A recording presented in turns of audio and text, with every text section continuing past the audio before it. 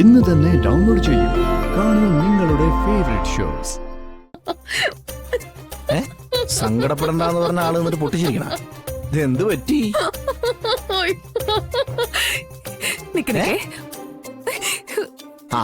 ഒരു ഫോട്ടോ എടുക്കണാടാ. നിന്നെ ഏത് എണ്ണത്തോണിലേക്കാ മാറ്റുന്നതെന്ന് തീരുമാനിക്കുന്ന ആള് ദേ ഇപ്പൊ വരും. എനിക്കൊരു ധൃതിയില്ലെന്നേ, ഇഷ്ടംപോലെ സമയമുണ്ട്. പിന്നെ ഭക്ഷണമൊക്കെ സമയത്ത് വാങ്ങിച്ചു തന്നേക്കണം, ഇല്ലെങ്കിൽ ഞാൻ വയലന്റ് ആകും.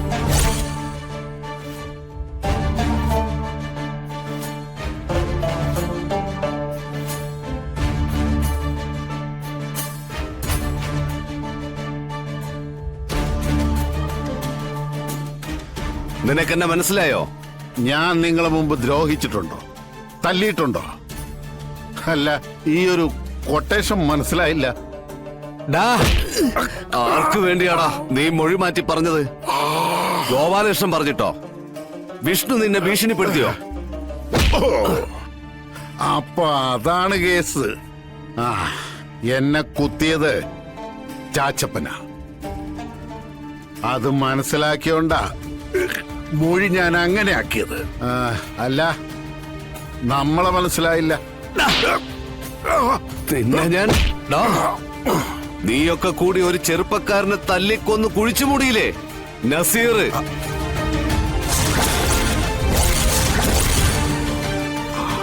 അവന്റെ ബാപ്പയാണോ ഞാൻ? ഇനി നിന്റെയൊക്കെ മുന്നിലേക്ക് ഞാൻ വരുമ്പോൾ എനിക്ക് കാലന്റെ മുഖമായിരിക്കും. നിന്റെയൊക്കെ ജീവൻ എടുക്കാനുള്ള കാലന്റെ മുഖം. അങ്ങനെയൊന്നും കേട്ട പേടിക്കുന്നവനല്ല ഈ വേലായുധൻ. എന്നായാലും ചാകേണ്ടതാ. 10 ദിവസം കഴിഞ്ഞിട്ടായാലും പോകേണ്ട സമയത്ത് പോകന്നെ ചെയ്യും.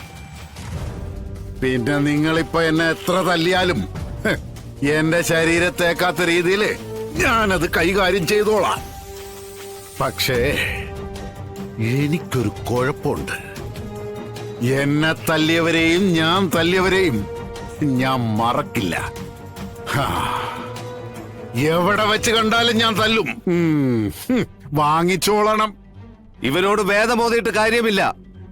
ശരിക്ക് പെരുമാറിക്കോ. അതിനകത്ത് ഒളിപ്പിച്ചു വെച്ചിരിക്കുന്ന എല്ലാ സംഭവങ്ങളും പുറത്തേക്ക് വരണം. ആ രീതിയിൽ തന്നെ പെരുമാറിക്കോ. മനസ്സിലായല്ലോ? മനസ്സിലായി.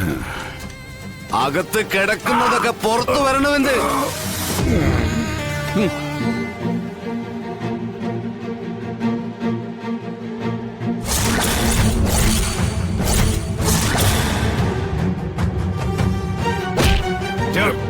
പറയടാ, എന്താ ഉണ്ടായത്? അടിച്ചാ നീയൊക്കെ എന്നെ അങ്ങ് കൊന്നേക്കണം, ഇല്ലെങ്കിൽ പാതിയിരുന്ന് ഞാൻ പിച്ചാത്തി കയറ്റും. അതിന് നിനക്ക് കൈ പൊങ്ങണ്ടടാ.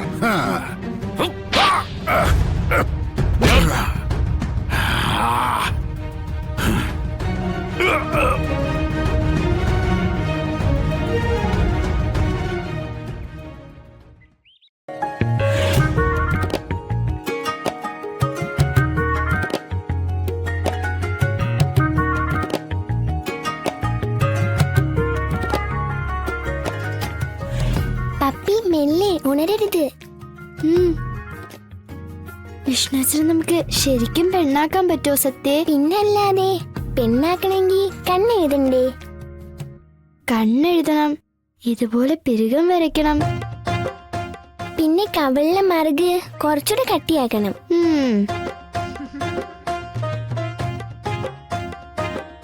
അയ്യോ, ലിപ്സ്റ്റിക് ഇട്ടില്ല. മെല്ലെ, ഉണരരുത്. ഓക്കെ, ഉണരില്ല.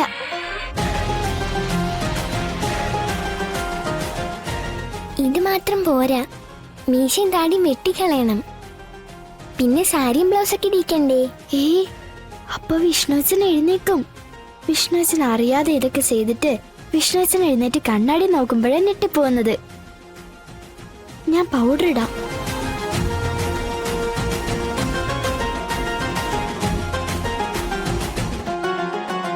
പപ്പി മെല്ലെ.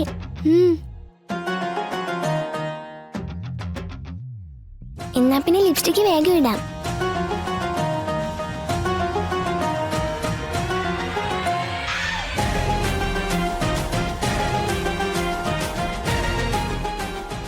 മെല്ലെ ഉണരരുത് സത്യേ. പപ്പി ഇങ്ങനെയൊക്കെ ചെയ്ത് ആരാന്ന് ചോദിച്ച് പറയരുതേ. ഏയ് ഞാൻ പറയില്ല. പപ്പി, സത്യേ, ഏ അമ്മ. ദേ ഭക്ഷണം വന്ന് കഴിച്ചേ. ശോ നശിപ്പിച്ചു. ശോ ഇപ്പൊ ഉണരും. നിങ്ങളിവിടെ എന്ത് ചെയ്യാ? ദേ ഞാനങ്ങ് കേറി വരണോ? എന്താ ചെയ്യാ? എല്ലാം ഒതുക്കി വെച്ചോ, നമുക്ക് വേഗം താഴേക്ക് എല്ലാം. ഇല്ലെങ്കി അമ്മ ഇങ്ങോട്ട് കേറി വരും. നിർത്തോ. സത്യേ, പപ്പി, നിങ്ങളിത് എവിടെയാ? ഇനി വന്നേ.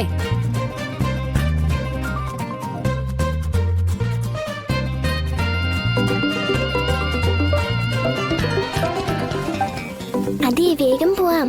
അച്ഛനിപ്പോ ഉണരാൻ സാധ്യതയുണ്ട്. കട്ടാക്ക്. ബാ.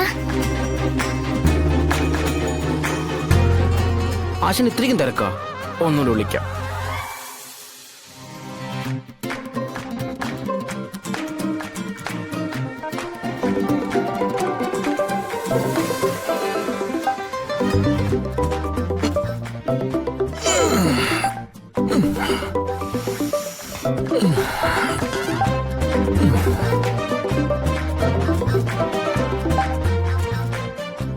ആ കമല പറയടാ. ചുമ്മാ വിളിച്ച ആശാനെ. അങ്ങനെ ഇരുന്നപ്പോ ആശനൊന്ന് വിളിക്കണം തോന്നി. കാണണമെന്ന് തോന്നിയത്, പിന്നെ ഫോൺ ചെയ്യാന്ന് വിചാരിച്ചു. നീ ആരടാ എന്റെ കാമുകിയ? ആശാനെ, എടാ നീയൊക്കെ എന്തിനാടാ എന്നെ എങ്ങനെ സ്നേഹിക്കണേ? എന്നെ സ്നേഹിക്കാനേ എന്റെ സുന്ദരിയായിട്ടുള്ള ഭാര്യ ഇവിടെ ഉണ്ട് കേട്ടാ. എടാ ഞങ്ങളുടെ വിലയേറിയ നിമിഷങ്ങളാ നീ ഇങ്ങനെ കത്തിവെച്ച് കളയണേ.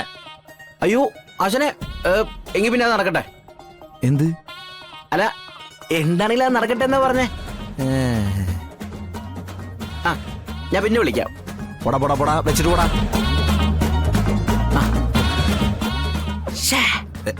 ഹലോ, കട്ട് ചെയ്താ? വെറുതെ വിളിച്ച് സ്വർഗത്തിലെ കട്ടുറുമ്പായി. ആശൻ ഇപ്പൊ എന്ത് വിചാരിക്കും? വേണ്ടായിരുന്നു. കമലിന ചില സമയത്ത് അവൻ എന്നോട് ഭയങ്കര ഇഷ്ടം തോന്നും. അപ്പൊ വിളിക്കുന്നതാ. ഇവനൊക്കെ ഇനി എനിക്ക് എന്തിനു പറ്റിക്കഴിഞ്ഞാൽ എങ്ങനെയാവോ? വിഷ്ണു ഏട്ടാ, എന്തൊക്കെയാ പറയുന്ന? ഞാനൊന്നും പറഞ്ഞില്ലേ. നീ അതിന്റെ പേരിൽ സങ്കടപ്പെടണ്ട.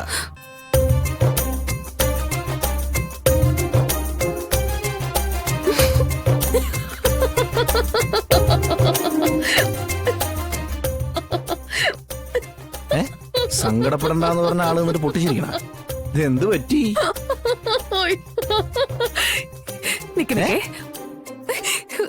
ആ ഒരു ഫോട്ടോ ഫോട്ടോ എടുത്തോട്ടെ. എടുക്കണാടാ. ആ ഫോട്ടോ എടുത്തോ.